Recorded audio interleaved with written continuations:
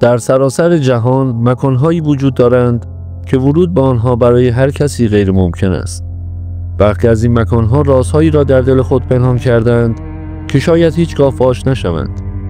از اسنادی که تاریخ بشریت را تغییر می‌دهند تا جزایری که ورود به آنها مساوی با مرگ است.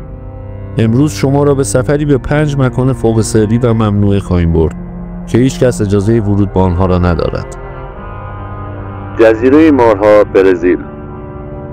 در نزدیکی سواحل برزیل جزیره‌ای وجود دارد که ورود به آن ممنوع است. اینجا یکی از مرگبارترین مکانهای زمین است. این جزیره خانه هزاران مار طلایی نیزه سر است. مارهایی که نیش آنها میتواند در عرض چند دقیقه یک انسان را از پای درآورد. دولت برزیل به دلیل خطرات وحشتناک این جزیره ورود عموم مردم را به آن ممنوع کرده است و فقط دانشمندان خاصی تحت شرایط ویژه و با مجوز رسمی اجازه ورود دارند. اما آیا این جزیره فقط خانه مارهاست یا رازی تاریک‌تر در آن پنهان شده است؟ اسناد واتیکان، مخفی ترین کتابخانه جهان.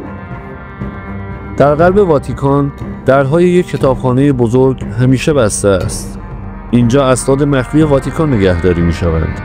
بیش از 85 کیلومتر قفسه‌های پر از کتاب‌هایی که تاریخ و اسرار بشریت را در خود پنهان کردند. گفته می شود که در این اسناد اطلاعاتی درباره موجودات ناشناخته، انجمن‌های مخفی و حتی اسنادی که تاریخ واقعی جهان را تغییر می‌دهند وجود دارد. چرا این اسناد مخفی ماندند؟ آیا واتیکان چیزی را از ما پنهان می‌کند؟ کوه یوشی، چین. در اعماق چین کوهی اسرارآمیز وجود دارد که ورود به آن برای افراد عادی کاملا ممنوع است. کوه یوشی مکانی که به دلایل نامعلومی توسط دولت چین تحت محافظت قرار گرفته است. برخی باور دارند که این کوه محل آزمایش‌های مخفی و یا پناهگاهی برای تکنولوژی‌های فوق پیشرفته است.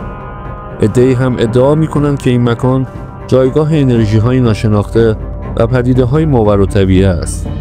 اما چرا کسی اجازه ورود به این کوه را ندارد؟ منطقه 51، پایگاه فوق سری آمریکا. منطقه 51 یکی از بحث برانگیزترین مکان‌های ممنوعه جهان است. این پایگاه فوق سری در بیابان نوادا قرار دارد و حتی نزدیک شدن با آن می‌تواند برای شما خطرناک باشد. آیا واقعاً اینجا محلی برای آزمایش‌های نظامی است یا همانطور که بسیاری اعتقاد دارند جایی برای مطالعه موجودات فضایی و فناوری‌های بیگانه؟ دولت آمریکا همچنان در مورد این مکان سکوت کرده، اما آیا واقعاً هیچ چیز مرموزی در اینجا وجود ندارد؟ جزیره سنتینل شمالی، قلمرو ممنوعه بومیان ناشناخته. در میان آب‌های اقیانوس هند جزیره‌ای وجود دارد که نه به دلیل اسرار دولتی بلکه به خاطر مردمی که در آن زندگی می‌کنند ورود به آن ممنوع است. جزیره سنتینل شمالی خانه یکی از آخرین قبایل ناشناخته روی زمین است. هیچ کس نمی‌تواند به این جزیره وارد شود، زیرا مردمان سنتینلی هر فردی که نزدیک شود را هدف قرار می‌دهند. آنها هیچ ارتباطی با دنیای مدرن ندارند و دانشمندان معتقدند که تمدن آنها بیش از 60,000 سال است که بدون تغییر باقی مانده است. آیا آنها چیزی را از ما پنهان می‌کنند؟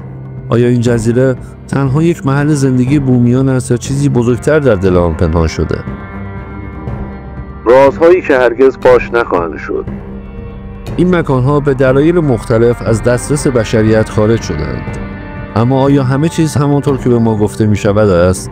یا اینکه حقیقتی بسیار تاریک‌تر در پس این ممنوعیت‌ها پنهان شده است؟ این بود یکی دیگر از اسرار آقای جغد. اگر از این ویدیو خوشت اومد حتما کانال را سابسکرایب کن، زنگوله رو بزن و با دوستات به اشتراک بگذار. رازها تازه شروع شده. آیا آماده‌ای برای کشف بعدی؟